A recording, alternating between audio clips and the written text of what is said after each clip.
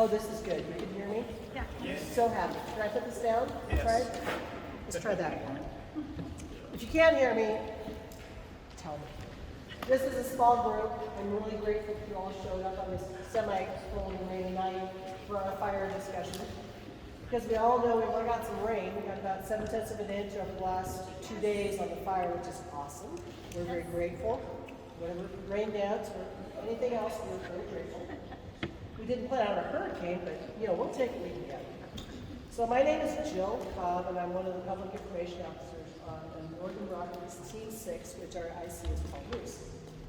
And we moved into town like gypsies, and our purpose was to set up a way to take care of the fire and take care of all your needs for information. So hopefully we're meeting your needs for information. If we aren't, I'm the lead PIO. Tell me, because I want to make sure I get them on. Okay? So this is kind of an informal presentation. We're going to have several people get up and talk to you about what's going on with the fire. I hope you leave with a better understanding of where it was, what happened, how did we arrive. We took over from another team, and our incident commander will explain that transition to you so you can understand why we moved in a bigger town. If you don't mind the analogy, it was a small town, and now it's a bigger group of people taking care of you. So he'll explain that. So several people from the community and different agencies are going to share some thoughts with you this evening. It's not going to be a very long presentation, probably about a half an hour in total. And after that, we can break into groups. If you're shy and you don't want to ask a question, that's okay. And we can meet with you at the different maps. Or, conversely, if you guys have a question and you want to have it answered at the end of all the presentations, then we'll take questions. If that's okay with everybody. Sound good? Okay. So, background on the fire started on July 30th. Lightning storm rolled through. And right now it's 4,000, well, right now we haven't flown an infrared flight for like 2 or 3 days because the weather's been so bad. 2 or 3 days ago, it was 4,614 acres. It's only 5% contained. I think we're going to bump that number pretty quick. And I think that's about it. And with that, I'm going to ask Paul Roos to come up and chat. Hey, good evening. Paul Roos. I'm the incident commander for Northern Rockies Team 6. Thank you all for coming out tonight, and also the Owen School for hosting. Thank you very much for doing that for us. So Jill wanted me to touch on basically how we kind of got here. About a week ago, it was on the 17th, we were actually scheduled to set up and go down to the coal fire. You guys will all heard of that one as well. I got a call about 10 o'clock in the morning as I was getting ready to head that direction, and they said, hey, we need you and your team to move and head up even a little further north and head up to Eastport.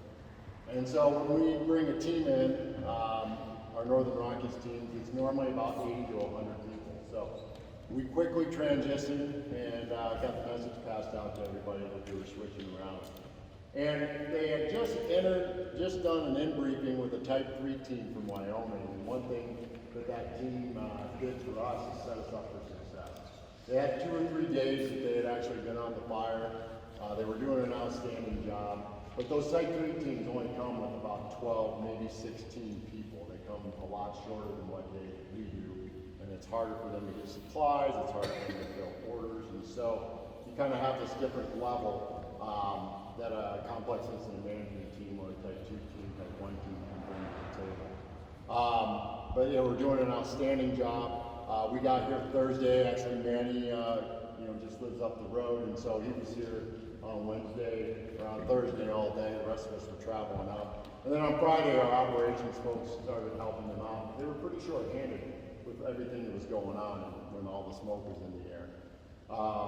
We got in place, took the fire over Saturday morning at 0600 and just kind of started working.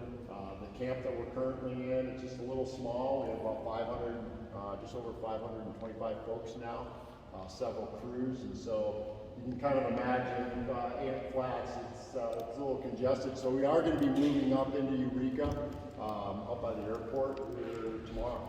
So if you are looking for us, we didn't disappear. I want you to know you just have to go a little bit further to the north. But some of the stuff that we bring, we cover a lot of different areas. We have Jill, Public Information Officer.